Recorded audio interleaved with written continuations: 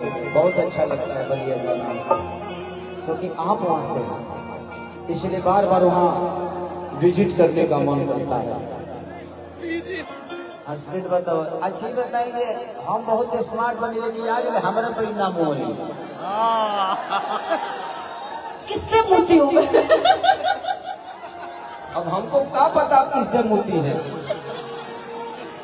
देखिए प्यार ऐसा है ना कि जब किसी से प्यार हो जाता है ना तो भरे समाज में एक्सेप्ट करने में कोई दिक्कत नहीं होता है, क्योंकि हमने वापस अच्छी की है।